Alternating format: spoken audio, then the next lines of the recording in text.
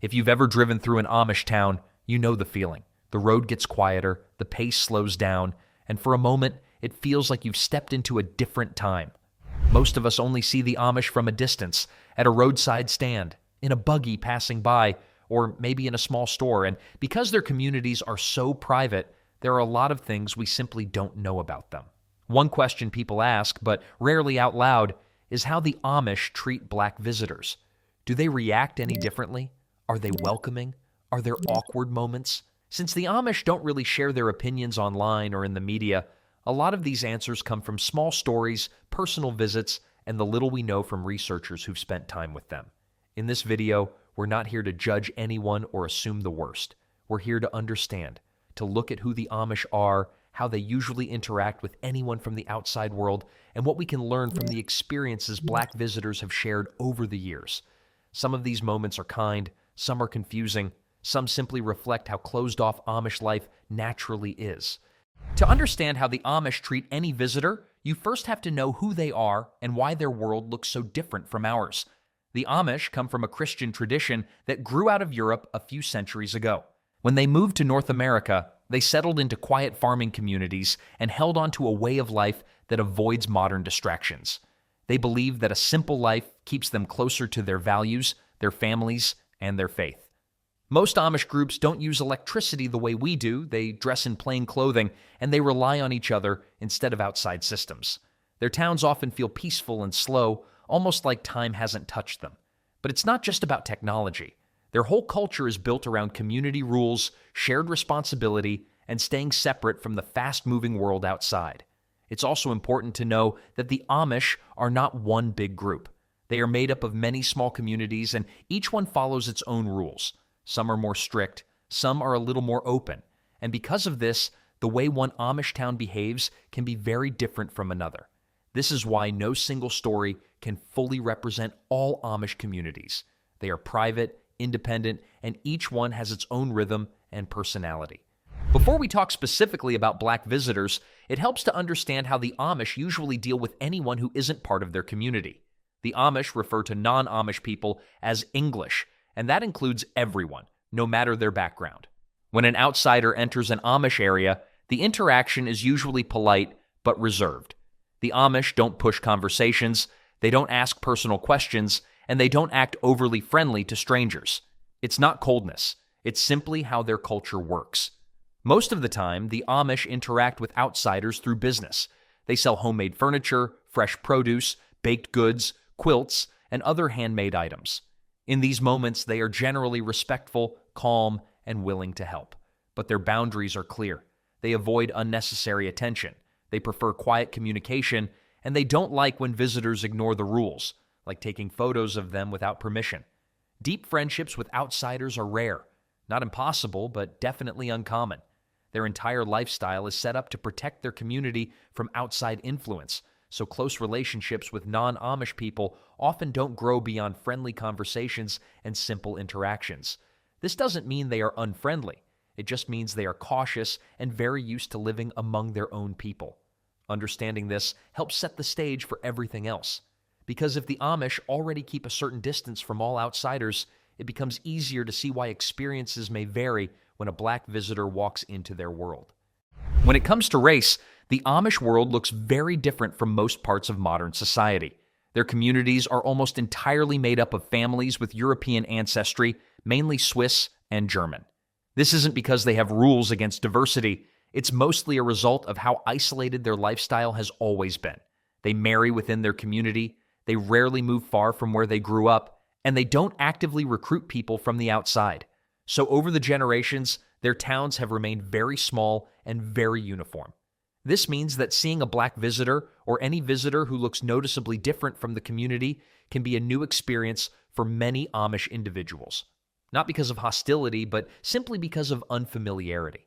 Most Amish people don't grow up around diverse groups, and many have very limited exposure to the outside world. Their days revolve around farming, church, family, and work. They don't watch TV, they don't scroll social media, and they're not influenced by the political conversations the rest of us hear daily. It's also worth noting that Amish beliefs don't include teachings against people of other races. They don't have religious rules saying someone shouldn't be welcomed because of their skin color. Their core values are humility, kindness, and fairness. But at the same time, they are human, and human reactions can vary. Some Amish communities may show quiet curiosity. Some may appear shy or unsure. Others may treat everyone exactly the same because that's how they were taught.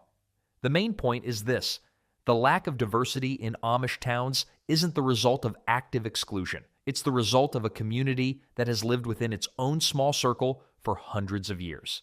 And that context matters when we start looking at how Black visitors feel when they step into these spaces. Because the Amish keep to themselves and don't communicate publicly, the stories we have from Black visitors mostly come from travelers, writers, or families who've shared their personal experiences. These stories aren't identical, but they do follow a pattern. Many people describe the visit as calm, polite, and uneventful. They mention Amish shopkeepers who were respectful, answered questions, and treated them the same as any other outsider. But there are also moments that feel a little different. Not hostile, just unusual. For example, some Black visitors say they noticed longer stares, especially from children.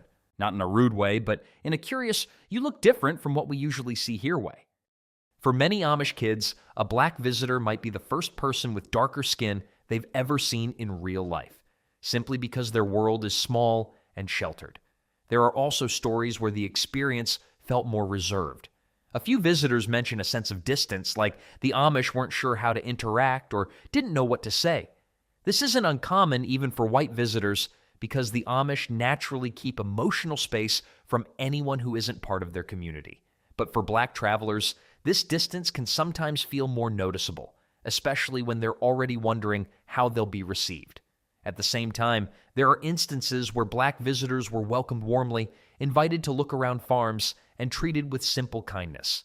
These stories often come from areas where the Amish interact more regularly with tourists or where the community is a bit more open. The biggest challenge is that there's no single answer. The Amish don't all respond the same way, and because they avoid public discussions, we don't have large studies or official statements that explain their views. What we do have are real stories, some positive, some neutral, and some mixed. Together, they show that the experience depends on the specific community, the people present that day, and how comfortable they are with anyone from the outside world. One of the most telling ways to understand how the Amish approach race and outsiders is through their actions, especially when it comes to helping others in need. After Hurricane Katrina, for example, Amish construction crews traveled to the Gulf Coast to help rebuild homes. They didn't ask about the color of the families they were helping. They simply showed up with tools, sweat, and determination, ready to work. This kind of service isn't for attention or publicity. It's rooted in their beliefs. The Amish hold that every person is created in God's image, and that principle guides how they interact with everyone. Whether it's helping a neighbor repair a barn, assisting in disaster recovery, or lending a hand on a farm, the question isn't about race, it's about human dignity and the willingness to work alongside someone in need. In some cases, these partnerships have gone beyond emergency aid. Amish farmers have been known to work with Black farmers in agricultural collaborations, sharing knowledge about sustainable practices, crop rotation, and community farming techniques. These relationships often develop slowly over years, based on trust, respect, and a shared work ethic rather than any consideration of skin color. Behind closed doors, the Amish have also shown inclusivity in family life. In Holmes County, Ohio, one of the largest Amish settlements in the U.S., there are documented cases of African American children being adopted and raised within the community.